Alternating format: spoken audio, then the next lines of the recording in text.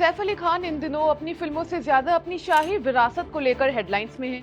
सैफ, जिनका ताल्लुक भोपाल के नवाबी खानदान से है, अब एक कानूनी जंग में उलझ गए हैं, जिसमें उनकी करीब 15,000 करोड़ रुपए की पारिवारिक संपत्ति उनके हाथ से चली गई है।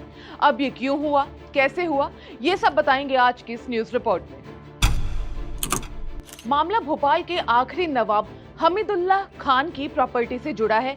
लंबे समय से ये माना जा रहा था कि ये प्रॉपर्टी सैफ और उनके परिवार को मिली है, क्योंकि उनकी दादी साजिदा सुल्तान नवाब हमीदुल्लाह की बेटी थी। लेकिन हाल ही में मध्य प्रदेश हाई कोर्ट ने इस पर एक बड़ा फैसला सुनाया है, जिससे सैफ अली खान के हाथ से करीब 15,000 करोड़ की ये खानदानी प्रॉपर्टी चली गई है। हाई कोर्ट ने उस फैसले को रद्द कर दिया है, जिसमें सैफ अली खान, उनकी मां शर्मिला टैगोर और बहनें सोहा अली खान और सबा अली खान को भोपाल की शाही संपत्ति का वारिस माना गया था। कोर्ट ने साफ कहा है कि इस मामले में बाकी उत्तराधिकारियों की बातों को अनदेखा किया गया है और संपत्ति विवाद का फिर से ट्रायल होना चाहिए। अब अदालत ने निचली अदालत यानी कि ट्रायल कोर्ट को ऑर्डर्स दिए हैं कि वो 1 साल के विदिन इस केस की दोबारा सुनवाई करे और फाइनल फैसला सुनाए।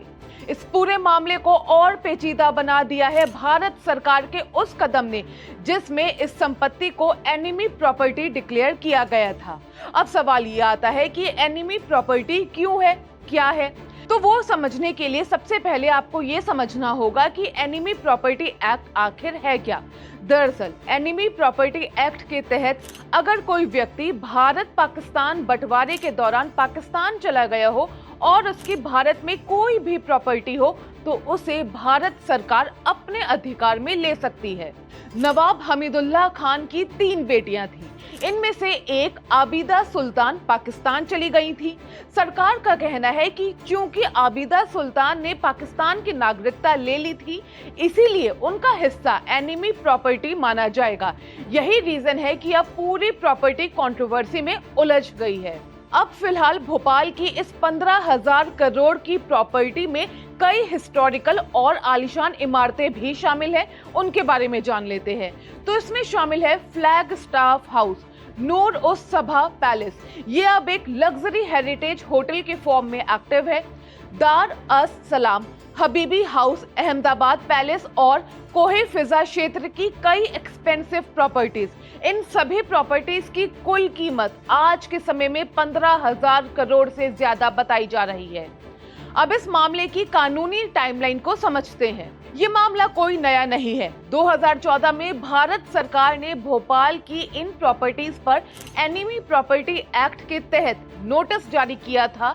इसके खिलाफ सैफ अली खान ने 2015 में अदालत का रुख किया और उन्हें एक स्टे ऑर्डर भी मिल गया। हालांकि 13 दिसंबर 2024 को हाई कोर्ट ने इस स्टे को हटा दिया और कहा कि इस पर कानूनी कार्रवाई आगे बढ़ेगी। कोर्ट ने सैफ और उनके परिवार को 30 दिन का समय दिया था कि वो दावा दाखिल करे, लेकिन इस टाइम पीरियड में कोई दावा दायर नहीं किया गया, जिससे मामला उलझ गया।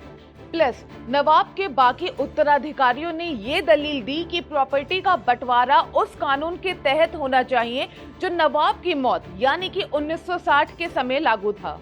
ये मामला कोई नया नहीं है। 2014 में भारत सरकार ने भोपाल की इन प्रॉपर्टीज पर एनिमी प्रॉपर्टी एक्ट के तहत नोटिस जारी किया था। इसके खिलाफ सैफ अली खान ने 2015 में अदालत का रुख किया और उन्हें स्टे ऑर्डर मिल गया। हालांकि 13 दिसंबर 2024 को हाई कोर्ट ने इस स्टे को हटा दिया और कहा कि इस पर कानूनी कार्रवाई आगे बढ़ेगी। कोर्ट ने सैफ और उनके परिवार को 30 दिन का समय दिया था कि वो दावा दाखिल करें, लेकिन इस टाइम पीरियड में कोई भी दावा दायर नहीं किया गया, जिससे मामला और भी ज्यादा उलझ गया।